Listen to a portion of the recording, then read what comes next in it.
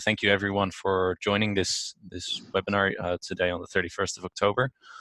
A very special thanks to our amazing guest here, Hakim Meshreki. Thank you so much for joining. Today we will talk about family business in the Middle East and the different topics that involve that. That are some challenges for family businesses in this region, how multinationals perhaps can deal with this. So this is also very important for us STEM students who might be start working at these organizations. Before I give the word to Hakim, a few general points of information. The webinar will be 1 hour. The first 30 minutes will likely be a presentation by Hakim. Afterwards, we have the ability to ask questions. You can do this through Slido. I posted the link in the chat below, and you can use the code CEMS1 to ask questions to Hakim as the audience if you want to know specific information. With that being said, I'd like to welcome you, Hakim, to this call, and I'd love to give you the word. Maybe if you could introduce yourself a little bit, and then be happy to listen to what you have to say today about family business in the Middle East. Okay. So, hi guys, hello. My name is Hakim Meshreki. I'm an assistant professor of marketing and entrepreneurship at the American University in Cairo. As you all know, AUC joined CEMS in 2017, and our first cohort will be graduating in Korea next year. So we just started the cohort this year.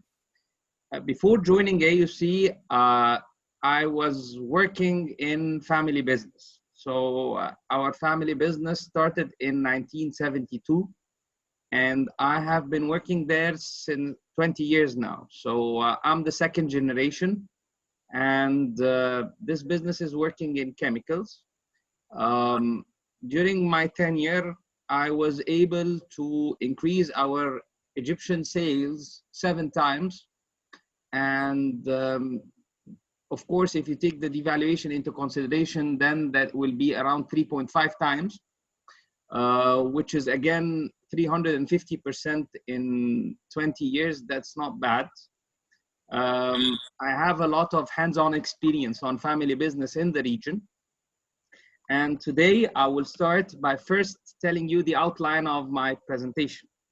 So it will be threefold. The first part is that I'm going to get you a little bit familiar about what is the Mena region, what is the Middle East, with some few key economic figures so that we set the context of our talk. Then I'm going to give you few numbers, few statistics about the family business in the Mena region and what do they mean exactly. We cannot be talking about family business without being able to talk a little bit about the entrepreneurship ecosystem in the Mena, and I'm going to use for this Egypt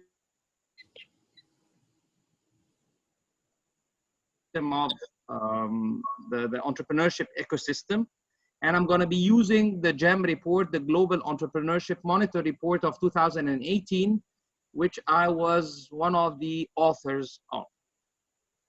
So let's start by point number 1, which is the Mena region, and what is the Mena region and the economic figures of the Mena region. Well, I'll start by this picture, because when I mention Mena, when I mention the Middle East, a lot of you think that this is the Middle East. That's the picture that comes to your mind. A lot of wars, a lot of destroying, a lot of trouble happening there. But I thought that I will hold this webinar from somewhere else, from somewhere in the Middle East where a real family business started. And actually, this is a picture of me just taken a few minutes ago. So that's where I am now talking to you. And as you can see, if you can see my video, I'm wearing the same shirt. So this is where I am. This is El Gouna. It's located 500 kilometers off Cairo. And it is in the middle of nowhere, but what I can tell you is that it's the paradise in the middle of nowhere. Meaning that this person who actually started this place was turned down by the government to have a land in Hurghada, and he decided that he will not give up, and he went and built this whole community, which is now considered one of the top resorts, not only in Egypt, not only in the Middle East, but around the world. It's one big destination for retirement for Europeans. And this guy did not stop at this point, but he went outside the borders of Egypt up to Europe, in Montenegro, in Switzerland, where he built similar communities. He went also to the United Arab Emirates and built similar communities. So this is the guy, and this is the resort.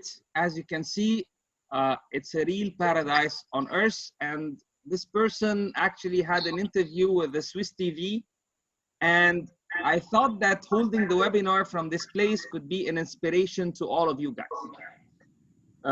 Now let's talk a little bit more serious and define what is the MENA region. A lot of you, when I say the MENA, confuse information. So some people say, are they Arab countries? Some people say, are they Islamic countries? Is it the Gulf region? Where is it exactly? So according to the World Bank, the list that you can see in front of you is all the countries that belong, as per the World Bank, to the region called the Middle East and North Africa region. It's divided into three types. The first type are Arab countries who do not exist in the Gulf region, and they are mainly Arab countries operating in Africa, and also in the northern of the Gulf region in Asia.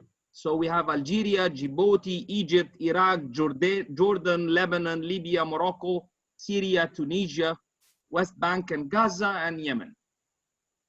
Also, there are Arab countries who belong to the Gulf region, which is Oman, Qatar, Saudi Arabia, UAE, Kuwait, and Bahrain. Surprisingly, also, there are countries who belong to the region, but they are not Arab countries, like Iran, Israel, and Malta. Also, there are countries who are Arab countries which don't belong to the region, like Mauritania, like Somalia, and Sudan. So, and the region, we have to countries are we talking about. So on the map, the highlighted area is what people imply to or refer to as the MENA region, as defined by the World Bank. So why is this region important? Well, MENA's output is 3.62 trillion US dollars. That's 4.22% of the world GDP. And it comprises 5.91% of the world population. Within this region, the Arab world is 2.78 trillion US dollars. That's 3.24% of the world GDP and 5.53% of the world's population. So if we talk a little bit about which are the richest countries in the region and which countries are rich in comparison to the rest of the world. So if you look at the GDP per capita, that's typically the gross domestic product per capita, you can see that Qatar, UAE, and Israel are among the richest countries in the region, followed of course by the rest of the countries. And we can look at here and see the rest of the world, the GDP per capita. So all these countries which belong to the MENA region are richer, or they have the GDP per capita higher than the rest of the world. And we can see that Middle East and North Africa is a little bit less overall. We have Libya, we have South Africa, it's not in the Middle East, and we have the Arab world less than the rest of the world. So this is as per the World Bank again. If we look at the level of education, we can see that the most highly educated countries in the region are Jordania and United Arab Emirates. In comparison to an example of an African country whose economic indicators are very similar to Egypt, for example, we can see that Jordan and United Arab Emirates are among the highest educated people, and this is measured by the number of years of schooling in 2017.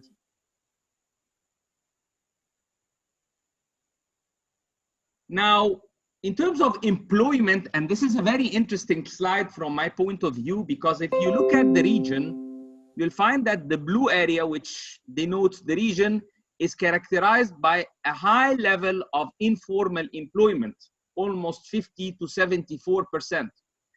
And during the student board visit in Egypt, I called this, or I named this, the parallel economy. And that's a main aspect in our region. This example of the parallel economy that we have. We have a lot of informal economy that is much bigger than the actual formalized economy, which is taking place. This is a threat in one sense, because all of these informal economies do not operate under the rule of law, and therefore they may be more competitive because they don't pay taxes, they don't pay social insurance, they don't pay a lot of things that burden the overheads of companies. But at the same time, they represent an opportunity because they may represent markets for multinationals. So the issue here is how to get these markets or these companies into the economy, and this is what the governments in lots of areas in the region are working on. Now, if we look at females, you know, and you may know a little bit that in our region, there is an inequality of female labor force, and this dates back to our culture, which started long time ago, but this is currently being changed. So if we look at the economic inclusion of female labor in 2018 as a percentage of the total labor force, we can see that some countries include females as part of the labor force. And as you can see, Egypt is one of them, Morocco, and Tunisia. The three of them exist in the area of North Africa. And again, if you look at the culture of this area, the culture of North Africa is a bit different from the culture in the GCC or the Gulf region. In the Gulf region, it's more conservative, while in Egypt, Morocco, and Tunisia, you'll find that it's becoming less conservative. And if King Salman, who is the king of the Saudi Arabia, has started to do some liberation of the females. So he allowed females to drive cars. This was not happening before. He's allowing females to work. He's allowing removing a lot of constraints that were put on the females to include them in the labor force. But if we look at the curve here, we can see that all of them, all the females, do not represent more than 25% of the total labor force, which is again needs a lot of work, and again represent a lot of opportunities for multinationals to hire skilled female, because the reason is not that females are not skilled. The reason is that there is a male culture in these countries that is currently changing. So skilled labor could be found in females as well. Now, I cannot talk about our region without discussing a little bit corruption. Corruption exists everywhere, but some countries have corruption levels that are higher than others, specifically when I'm talking about our region. So if we look thoroughly at these curves, this is the control of corruption. So as it goes higher, it means less corruption. So if we look at Jordan and Tunisia, we can see that the corruption level in Jordan is going less. It's almost the same in Tunisia. In our country, unfortunately, in Egypt, the red curve, it's going a little bit down, which means that corruption is a little bit increasing, while in Morocco, it's going a little bit high. So I think we need a lot in our country to work on the corruption level. Corruption, again, like informal employment, presents an opportunity for some people, for the informal economy, and is a big barrier for multinationals. In terms of the rule of law, which goes along a little bit with corruption, you can see that both countries, Jordan and Tunisia, they have increasing rule of law, a lot of control of the law, while in Egypt, it goes along with the level of corruption. So if you have more rule of law, you have less corruption. And this is what we can get from these indicators. I think I bored you a lot with these economic indicators, but I was just setting the context for about family business in the MENA region. Now, to start with, what makes family business different? What I would say, and my view is, well, as Martin read here, adding the word family to the word business is the most important pillar that we need to think of. The presence of the family inside a business adds to it what I call passion, adds to it what I call the flavor, the culture of the family. The owners have a dream to keep the business inside the family, and that's the dream of the founder. I want my kids with me. I want my family inside my business. There is an overlap, of course, between ownership and management, as we all know it, which has its own pros and cons, but it makes the family business different. The presence of a competitive advantage because of the interaction of the family with the act of management. It gives the family business a kind of agility that most multinationals lack. This kind of agility is an agility in the decision-making process. A kind of a culture that guides the decision-making process that is derived from the founders and the family culture as well. So some indicators about family business globally, they constitute 80 to 98% of all businesses in the world free economy. So 80% in some areas, 98% in some other areas. They generate 49% of the GDP in US and 75% in most other countries. They employ 85% of the world population globally. However, they do not survive beyond the founding generation. 67% do not make it after the founding generation. 12% do not make it to the third generation. And here comes a very well-known proverb in all countries. In the US, they say, in America, shirt sleeves to shirt sleeves in 3 generations. In China, wealth never survives 3 generations, or from peasant shoes to peasant shoes in 3 generations. In Mexico, father merchant, son gentleman, grandson beggar. In Brazil, rich father, noble son, poor grandson. In Italy, from the stables to the stars and back to the stables in 3 generations. Now, the challenges that are facing family business in the MENA region, as you can see, are, and on top of them are governance and continuity planning. Governance, whether it will be by the family or by other people, who is going to continue the business? Which family members are going to participate in the business? And of course, how can families develop the next generation who's going to manage the business? There is a problem with professionalism in the family business. How can family business be switched to a professional, 100% professional organization? And finally, the family business in the region have witnessed less growth than the past. This is as per PricewaterhouseCoopers. I would like to reflect on this slide with my personal experience in this, and especially when it comes to the point professionalism of the business. When I joined the business, my father told me the following: hey son, our culture here is that we fire nobody. And that was a shock for me, because how can't I fire someone who is underperforming? And I kept asking and criticizing my father about what he's saying about his culture. That's not professional, father. That's wrong. But he said, we do not fire anyone. And since we started up till now, there were 3 who left the company. 2 left the company because they died. and one left the company because he robbed, and none left the company later on. For most of you, this may sound a lot unprofessional, and I totally agree. But the problem was that we knew that people, when they leave our company, they will not find another job. We were the host of these people. And this was a culture inside the company that I couldn't break. I tried to, but I couldn't. So a lot of my peers are facing this issue of professionalism in family business.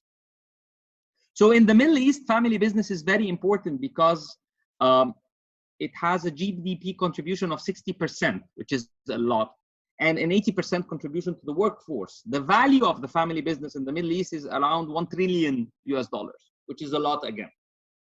So what are the pillars for growth in the forthcoming couple of years for family businesses in the region? So 4 pillars. The first one is setting the right foundation.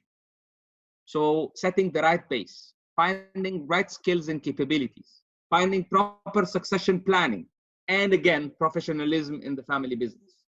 The second pillar is sustainability in this family business, because like we said, 67% do not make it to the second generation. So the problem is, how can we sustain the business? And the problems are related to 2 things: economic environment and the domestic competition faced by these family businesses from multinationals and from other businesses in their countries. The third pillar of growth for family businesses is their need to innovate and their follow, or how can they follow, digitalization. In our region, we lack skilled people who know about how to digitalize a business. And this represents a great recruitment opportunity with top salaries, of course, in this area. Finally, there is a problem, and there needs to be lots of fixes, which is actually currently happening in a fostering or a good ecosystem that can encourage the family business. So regulations, most countries now are working against or towards better regulations. And of course, the presence of the right energy prices for work.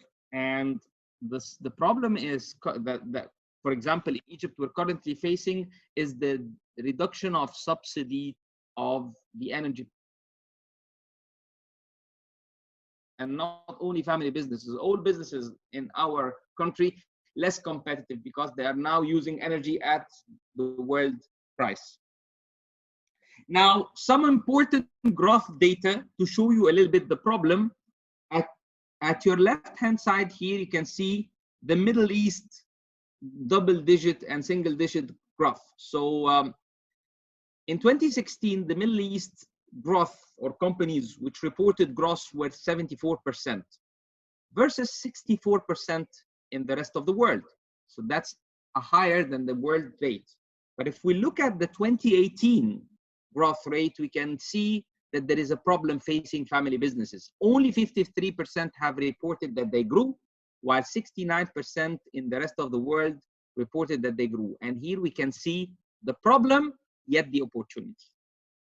Okay, so this was mainly due to the decrease of oil prices, because lots of family businesses were based upon the oil prices in the region. Oil and gas is a very important area in our region. What are the aims? Did this make people less ambitious?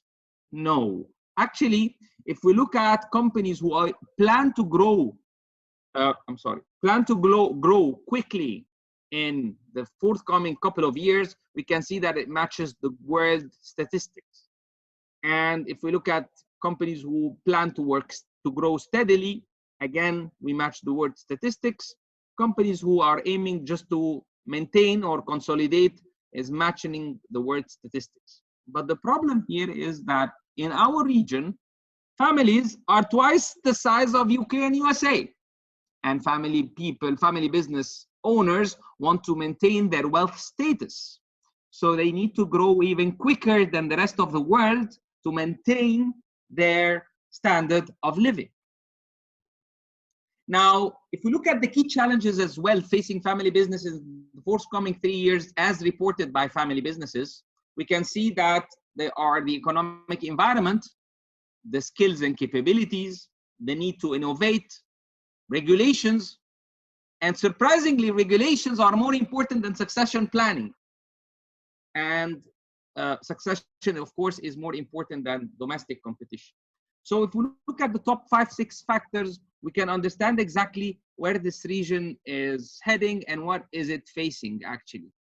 They need to innovate, so whoever wants to be competitive in this region needs to be innovative, needs to be really bringing new technologies, AI,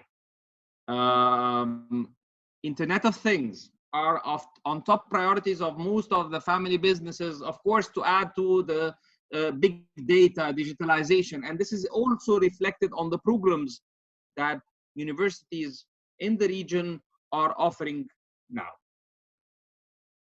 I cannot be talking about family businesses in the region without talking about values of the families.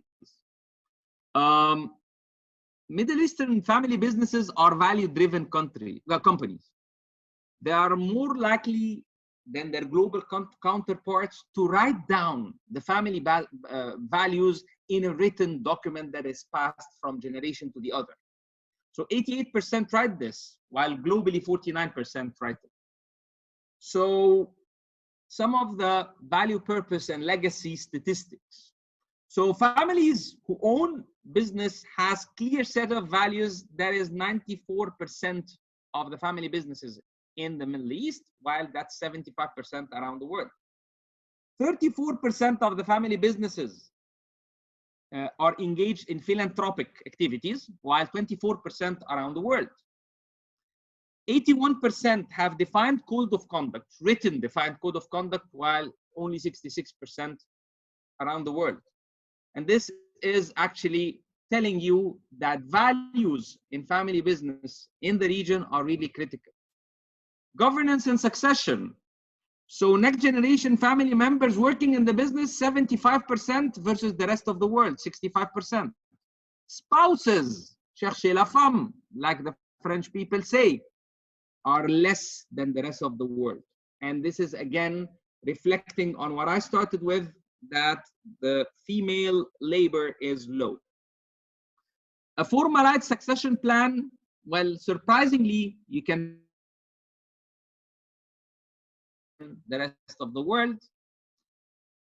We're very close to the rest of the world in terms of board members from family businesses, and next generation in leadership, family members who are in leadership positions in the business we're double the rest of the world, which means that this area will remain governed by family members. So I would like to, because I think I took a lot of time with breaking and so on, I will take you through quickly to the entrepreneurship landscape in the Mena, and I will use Egypt as an example. So as you can see, this slide, the ecosystem of the entrepreneurial ecosystem in Egypt is really starting to develop tremendously. And this is a reflection of what's happening in the region. So 5 pillars of the entrepreneurial ecosystem in Egypt: support system, the growth system, the connection system, how to connect to investors and to places and to competitors and to customers, talent acquisition, funding, and these are the 5 pillars of growth in the entrepreneurial ecosystem. So for every one of these, there are the activities and the companies which exist in Egypt only. And I would like to mention that the companies who started in Egypt are now developing and growing into the MENA region as well. So few very quick numbers. So people, why do they start businesses in the region? Well, Egyptians start the business because it's a good career choice, and that's more than the rest of the world believe. They started because they will get media attention and they care about it more than the rest of the world. They find that entrepreneurs have a high social status, and that's more than the rest of the world. In terms of how they perceived, or how do they perceive they start, or how would they start the business? Well, actually, people start their own business because it's an opportunity, and we're like the rest of the world. People don't have a lot of belief in themselves. As you can see, we're less than the rest of the world. We have less fear of failure from the rest of the world, so we're more risk takers, and we have higher entrepreneurial intentions than the rest of the world. If we look at the phases of entrepreneurial activities, I will start to be a little bit quicker here. As you can see, the numbers, we're a bit ahead of the rest of the world in what relates to starting the business, but we're a bit lagging in what we can say continuing the extra mile or having an established business which remains around 3 to 4 years. And we have a very high discontinuation rate than the rest of the world, almost triple the rest of the world. In terms of why do we start business in the region, as you can see, most of the businesses started because of necessity. And that is a key characteristic of this region. And this reflects back to the informal economy that we have. People start their business because they need it, not because there is a good opportunity to capture. In terms of gender distribution, of course, you can see that males are higher than the females, and we are less, or we have this discrimination less than the rest of the world. And in terms of age distribution, we are a young population. The Mena region is a young population, which represents a great opportunity for investors. The most relevant industry sectors to start business are here: wholesale, agriculture, and manufacturing. While the problem is that the startups are not too much inclined towards ICT, finance, professional services. Entrepreneurship is going to create lots of jobs, and the job projections are very much similar to the rest of the world, even better in some statistics. And entrepreneurship landscape here represents a good opportunity to export 25%, which is a measure of internationalization of the family or the entrepreneurs here in the region. So I would like to suggest a final remark to reflect on the family business. And the word family, when it's added to the word business, entails the planning for both, for the family and for the business. So you cannot plan for the business with your own business knowledge and forget about the family who are going to manage the business. So I suggest, based on Carl World 2001, what I will call the parallel planning process. And as an example of this, so if you want to plan your core values for you and talk about the management philosophy, so both of them have to go hand in hand. If you want to think strategically, you need to think about who of the family members is going to commit to the business in the future, and of course, the strategic commitment related to business.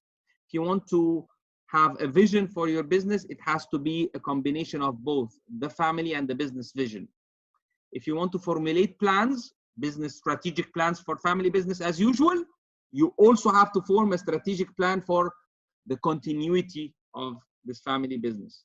Having this said, I would like to thank you guys. This is a picture of our lovely CEMS cohort in Cairo. Not all of them, but some of them.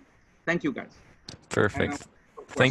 Thank you so much for this presentation, Hakim. It was very interesting to hear you talk about your family business. And I think we have some interesting questions. How can a local family business deal with multinationals? So if we leave that out, like these organizations have so much more power and funds available to outcompete. Do you think, like, how do you deal with that? And how do multinationals actually also deal with family businesses in this region? Because you were also talking about this parallel economy as well. Yes. Well, I said it during the presentation, and the key word for family businesses to deal with multinational competition is the agility in the decision-making process. Multinationals are burdened by decision-making layers that exist in the company. And these decision-making layers put them at a disadvantage. Yes, they do have more funds, but they're not as agile as the family businesses. For example, to change the price or to lower the price, if you are a sales manager in a multinational, you need to go back and talk to your whoever is heading you. You have to go back to the pricing policy of the company. And if you cannot violate it, you need to get an exception from another top manager. You may be needing to take permission of a regional manager somewhere in another country. And during that time that you're doing this, I'm more agile. I just took the permission of myself or of my father. So I'm more agile. So agility is the key word. Customized services is another key word. Yeah. Now, taking the question vice versa. Yeah. How can multinationals deal with family business? Well, the first thing is they need to assess the place or the country they're working in. If this country is characterized, or the market specifically they're working in. So if their competitors are mostly family businesses, they need to remove some decision-making layers and give a kind of freedom of decision-making inside their subsidiaries. And they only have to discuss figures at the end of the year, because if you keep following the same procedure and keep following the same way of decision-making, you will be at a disadvantage if your competitors are all family businesses. So that's my reply to this question. Maybe this just pops up in my mind because yes, the moment I think of as a large multinational, if a large multinational would then give up this decision making and make this separate entity more autonomous in terms of what they're doing, I think a lot of these organizations would then see a large risk in terms of this scandals in terms of potential scandals that could happen with that subsidiary, which could then hurt the multinational in a much larger way than the potential benefits could be. Well, I'm not telling you that you leave all the decisions to every subsidiary, or because too much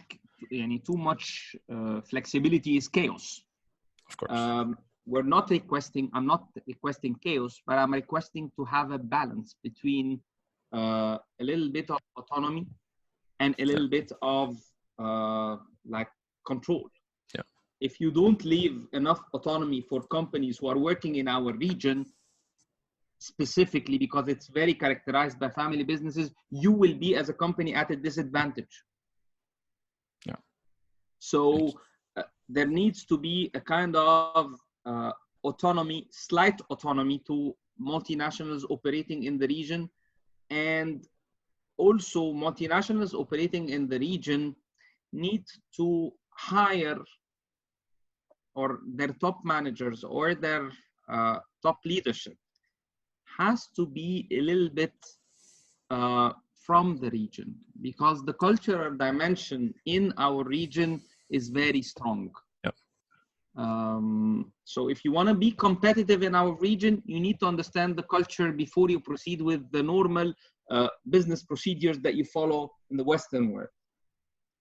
Yeah, that makes sense. Then maybe another question on a bit different topic. Very direct. What's the future for family businesses? Or what do you see of the future for family businesses? And let's talk about then specifically Middle Eastern region.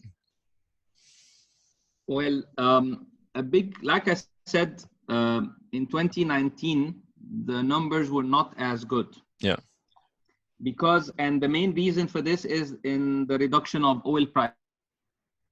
Yeah.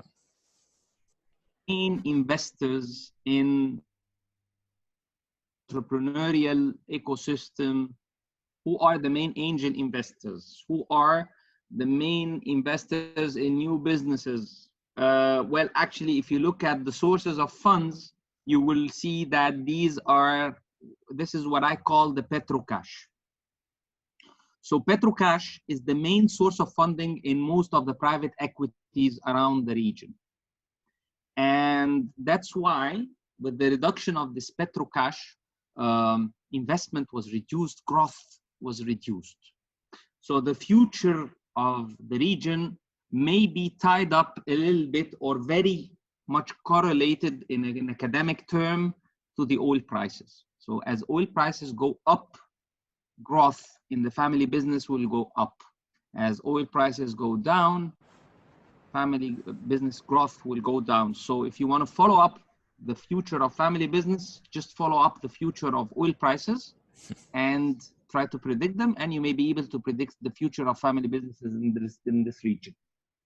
Interesting correlation you see there between these oil prices and it shows how dependent maybe the region is on these materials. And that's what, with all my due respect, of course, Mr. Trump has understood. Yeah, interesting. Let's see, another question. So you mentioned a bit about the parallel economy. So then maybe how would you see these businesses in the region? How are they able, if they are able, to become international if they're initially informalized in the region? Well, I have to say, and I'm sharing only my experience because I cannot talk about all the region 100% in some of the, in what relates to informal economy, because each country has its own approach to informal economy. Yeah. But I will share with you guys the experience of Egypt in dealing with informal economy. So currently, we're switching all our invoices or our purchase and selling invoices, our systems on the government servers, which is expected to bring most or a big portion of the informal economy to become formal. Okay. So my expectations for our country, at least, and I think some other countries are following up, are the more formalization of the economy. Yeah. That's what I'm expecting, actually. Okay.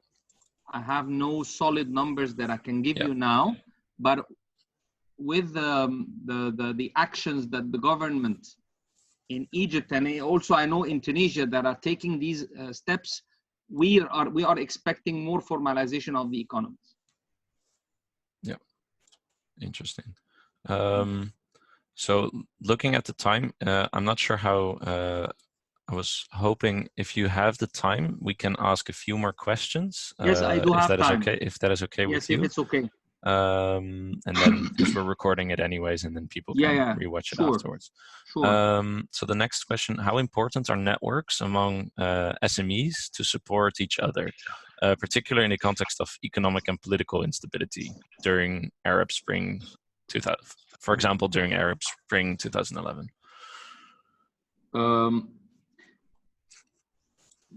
We don't have what we call the family business network, but we have associations, industry specific, and that's the formal part of it. And we have also for people who do not belong to this region, you have to understand a little bit the tribal shape or the tribal constitution of the Gulf region. So the Gulf region started as tribes, as groups of families. So the family businesses in the Gulf region are characterized by this kind of very well-known families who all of them know each other, and mostly are related to the head of the state in these countries. So in Saudi Arabia, there are, for example, 10, 15 families who are known,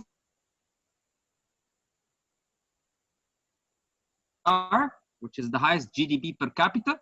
There is, for example, this Sheikh Al Faisal, who is connected to the head of the state. and he is investing in lots of things. So I cannot generalize. In the Gulf region, it's very tribal. So families know each other, and they don't need these kind of associations to have this kind of formal network. They do have this informal network where they know, all of them know each other. When we move to the African side of the MENA region, well, I think that it's more formalized in terms of industry associations. And this is where most of the family businesses meet and know each other. So for example, I'm in the Chamber of Chemical Industries. And most of the owners of the chemical factories, we meet on regular basis once a month on a Tuesday, and we know what's happening and we try to take some steps. For example, I'll give you another very specific example.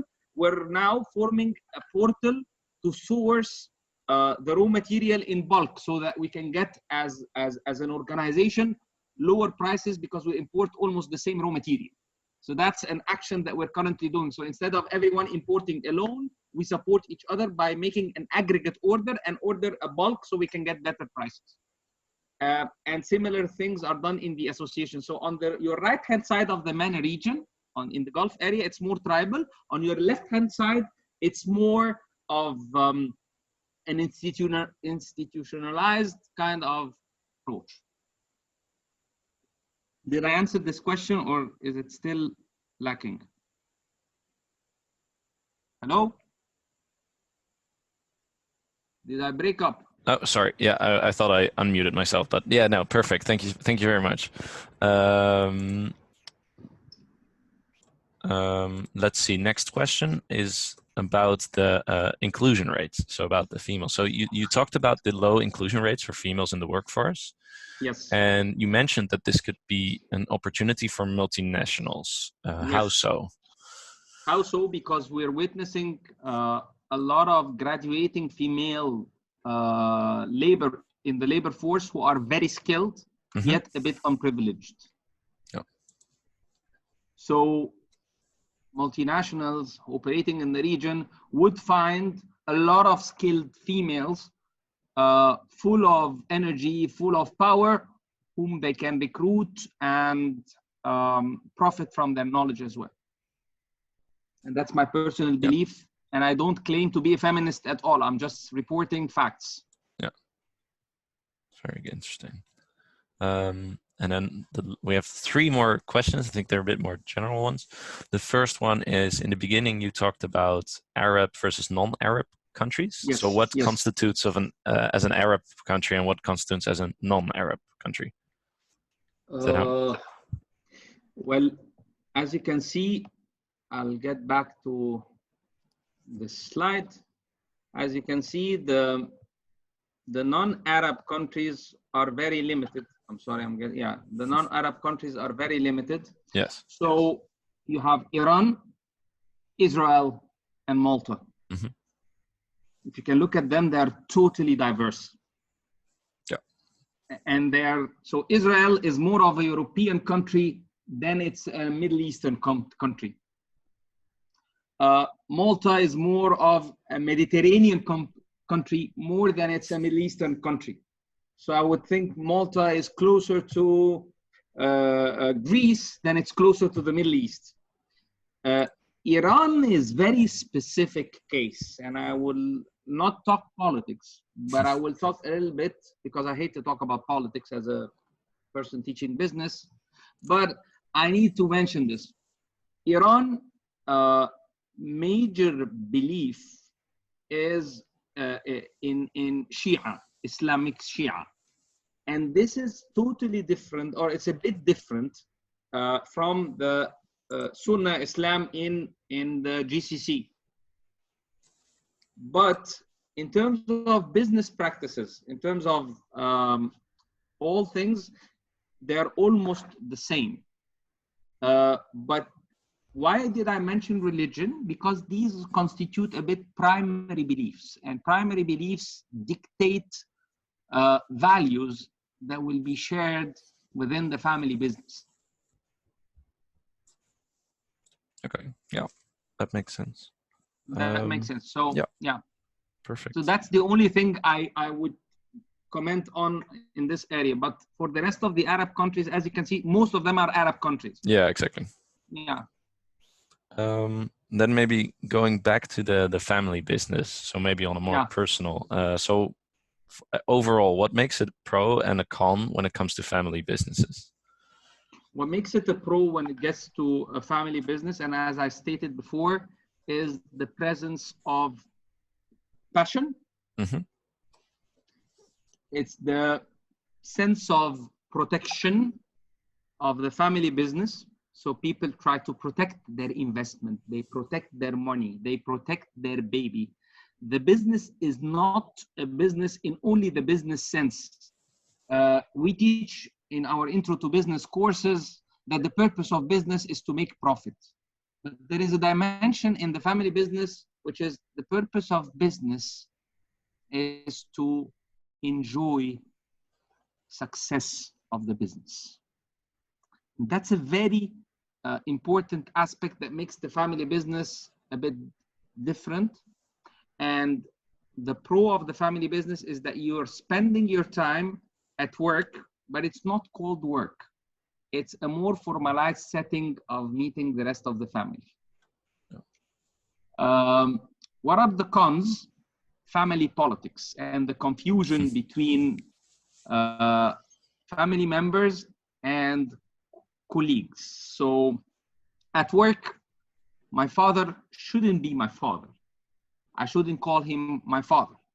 And at work, at home, I should be talking to him and complaining about my boss, who's my father at work, to my father.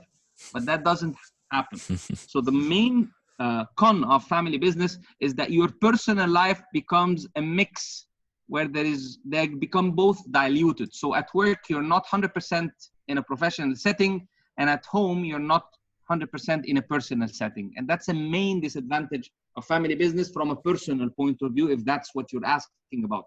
From a business point of view, family businesses, yet they're agile, but sometimes they can become chaotic and unprofessional. Yeah, that's something I've heard before talking about family businesses. Especially the family dynamics is always a difficult topic. And then maybe at what age do members start being part of the business? And how was that for you? At what age were you? Well, I'll talk. I cannot generalize, of course. No, that's a hard question. Yeah, of course. But in our region, you can start working at the age of 12 years old. Your father starts to take you on a visit to the family business to prepare you psychologically and mentally to join the family business. But I joined officially the family business in 1999. At that time, my age was 22 years old.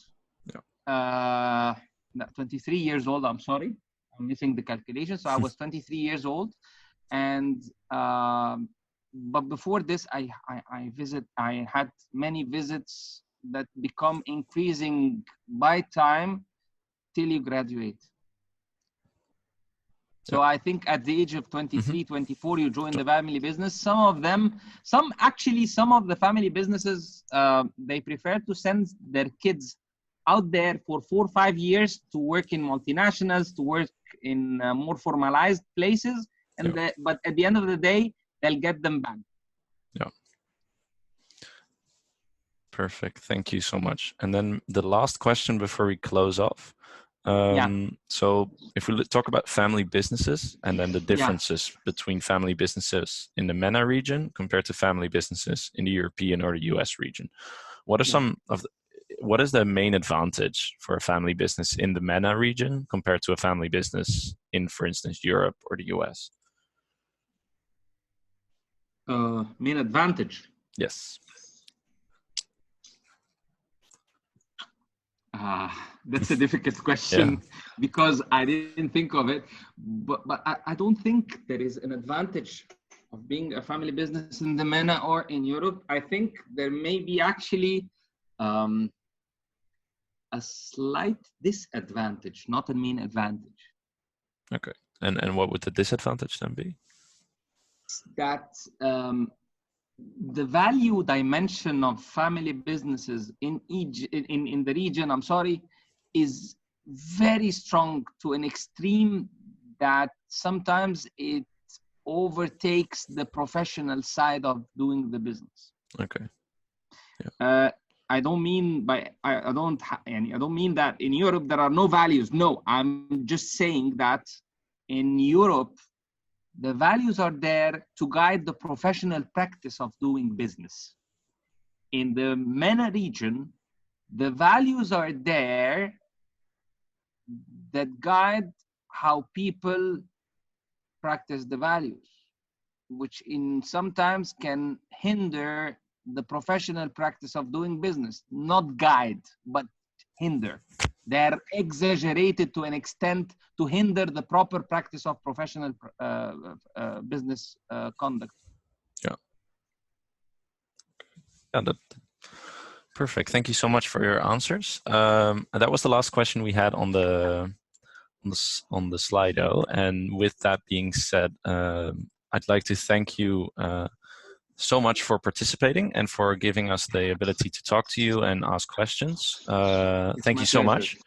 I also like to thank the audience for participating because we got a lot of questions from you guys, which was very interesting. And that really helped foster the discussion. So thank you everyone for participating. This webinar has been recorded, so we will publish that soon, somewhere probably beginning of either this week or next week on the CEMS website and also on the Facebook page.